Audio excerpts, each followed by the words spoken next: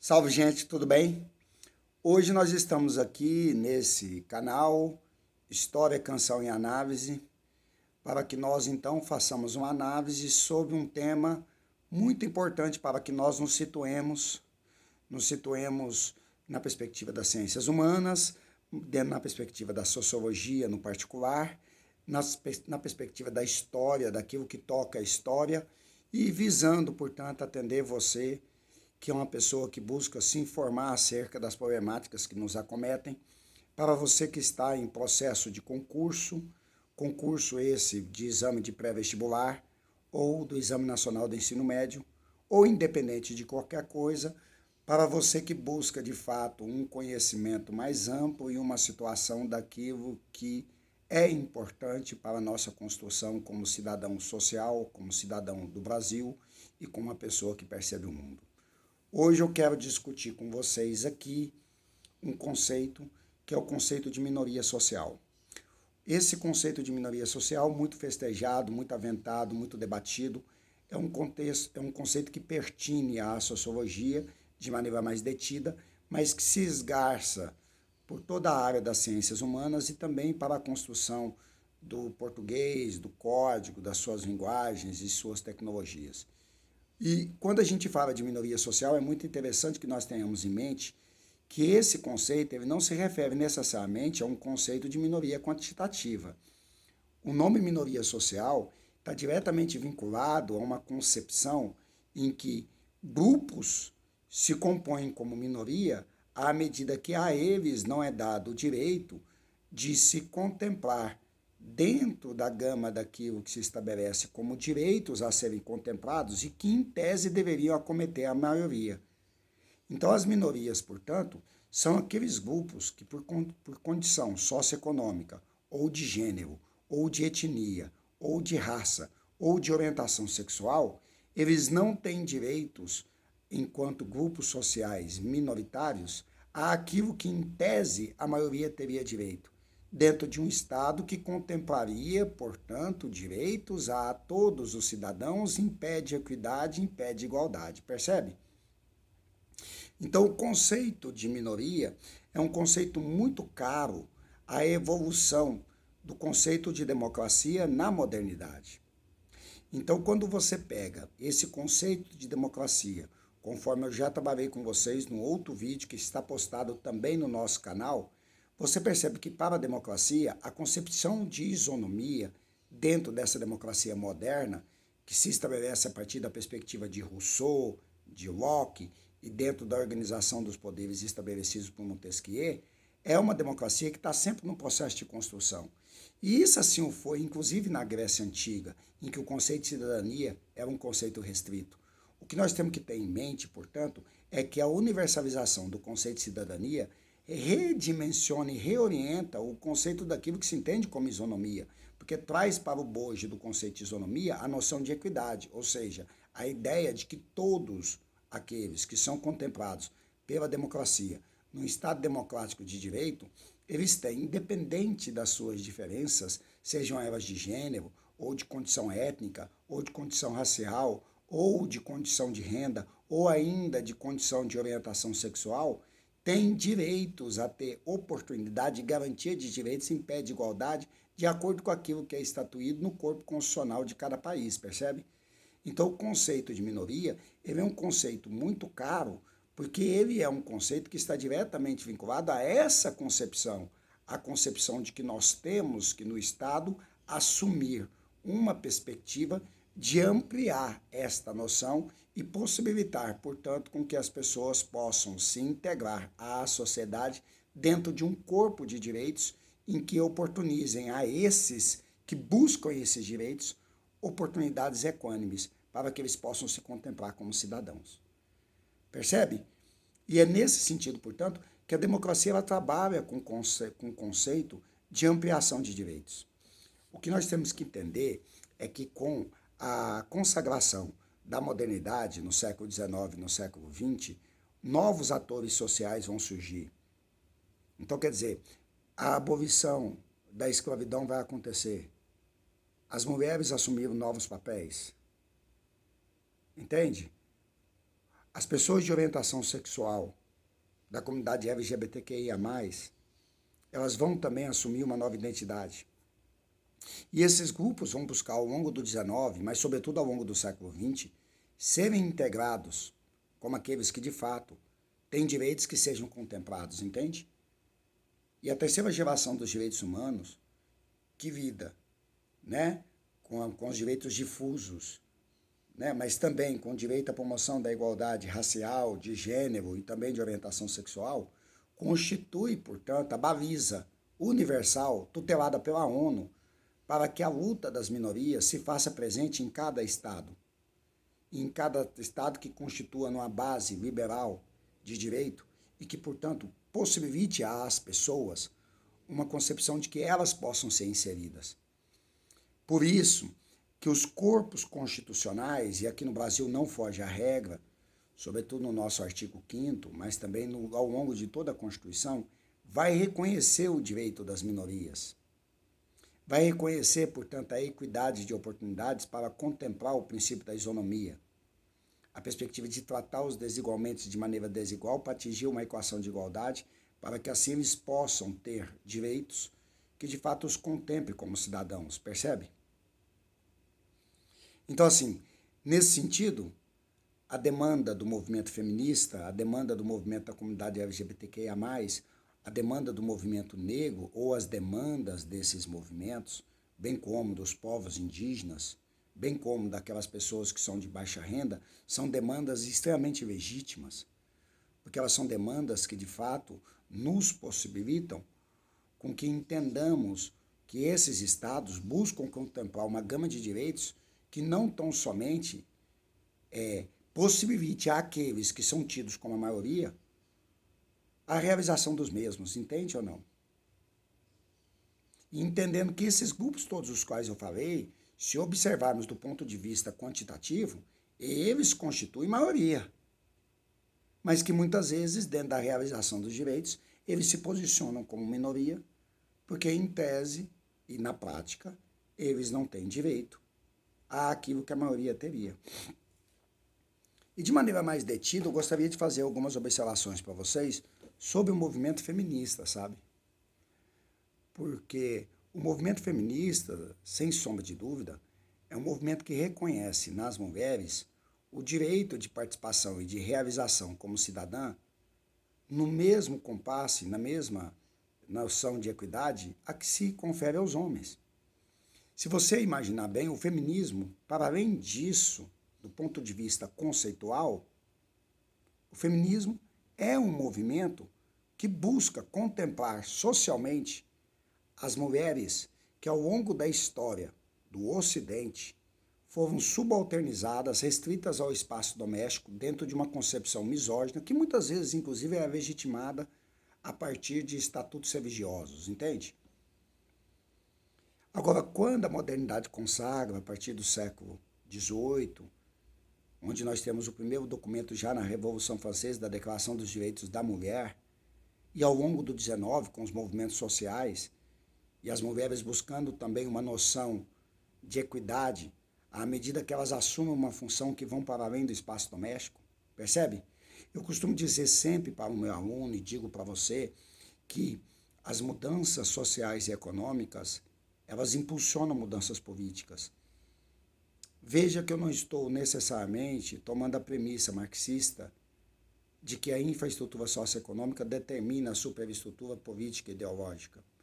Mas o que eu quero dizer é que, de fato, como uma constante, as transformações sociais, elas impulsionam mudanças políticas, porque as transformações sociais fazem surgir novos atores, fazem surgir novos sujeitos, inclusive de direito.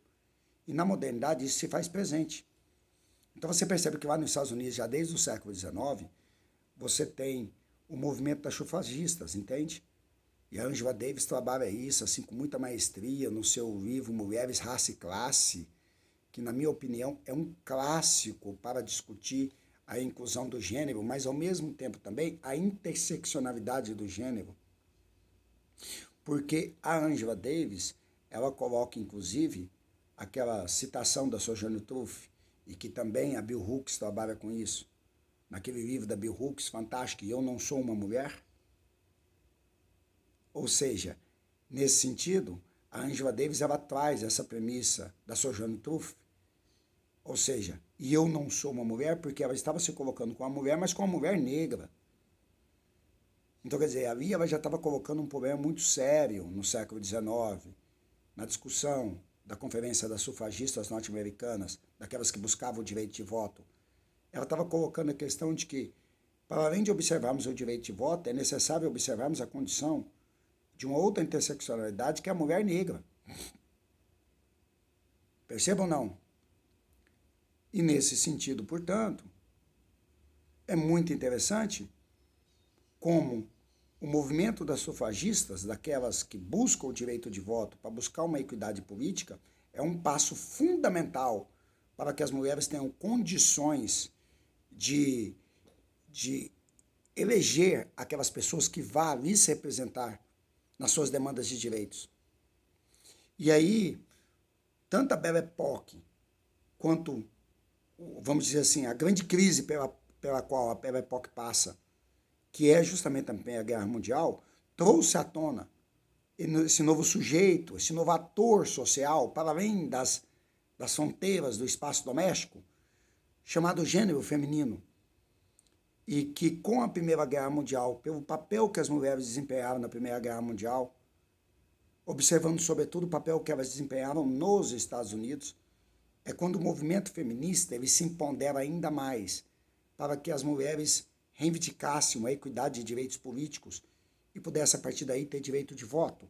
E, ao mesmo tempo que tem direito de voto, ter direito de ser votada, para que elas possam ampliar sua gama de direitos e de fato, votar em pessoas que representassem as suas demandas, as suas causas, percebe?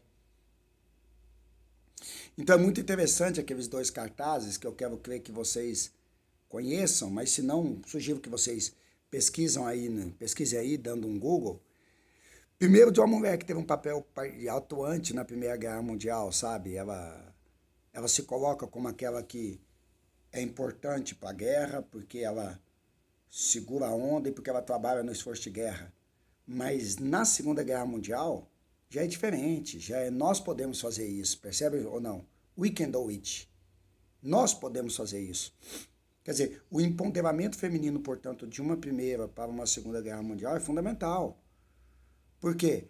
Porque até pelo American Way of Life, pelo estilo de vida americano, que é um estilo de vida pautado no consumo, mas que ao mesmo tempo libera costumes e empodera sujeitos que muitas vezes não podiam se empoderar pelo consumo. E lembrando que o gênero feminino, que eu estou analisando com vocês aqui de maneira mais detida, ele se empodera também pela via do consumo. Por isso que se numa primeira geração do movimento feminista nós temos o direito de voto como uma grande conquista, a partir da Segunda Guerra Mundial, na década de 50 e 60, nos Estados Unidos e na Europa, você vai perceber que as mulheres vão querer, para além de um direito de poder votar, elas vão querer uma igualdade civil, ou seja, uma igualdade perante a lei. Daí, o movimento feminista está incluído na bandeira do movimento que luta pela igualdade dos direitos civis, que tinha no movimento gay, aquela época chamada com o nome de movimento gay, porque ainda não era GLS e muito menos comunidade LGBTQIA+, percebe ou não? É o movimento gay. E também o movimento negro, que sem sombra de dúvida foi o movimento que mais arrastou as multidões dentro da luta pela igualdade dos direitos civis. Mas as mulheres estavam também buscando essa igualdade de direitos civis. Por quê? Porque a igualdade dos direitos civis é o que garante, numa perspectiva mais ampla, com que as mulheres, a partir daí, se empoderem tanto economicamente como sexualmente, para ser sujeito de direito também, de conquistar um espaço econômico, mas para que também fosse sujeito de direito para ocupar um espaço que fosse também o princípio da autonomia sexual.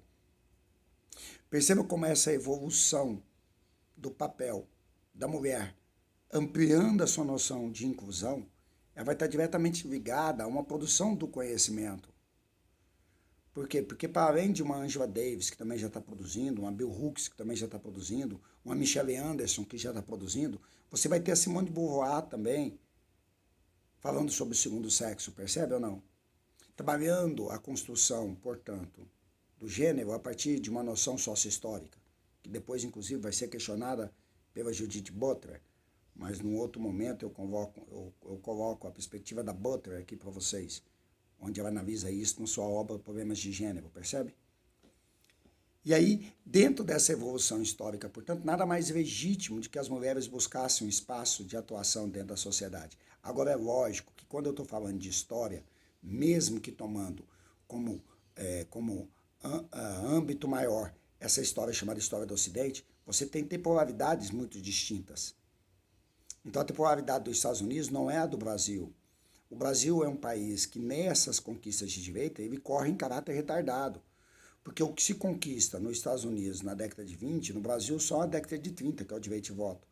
A igualdade civil das mulheres norte-americanas, que é na década de 60, 70 dos Estados Unidos, aqui no Brasil, somente, pasme para o que eu vou te dizer, somente em 88, na Constituição de 88, que homens e mulheres são tratados em pé de igualdade. E, portanto, somente a partir da Constituição de 88 que você vai abrir a prerrogativa para que homens e mulheres civilmente possam ser tratados em pé de igualdade.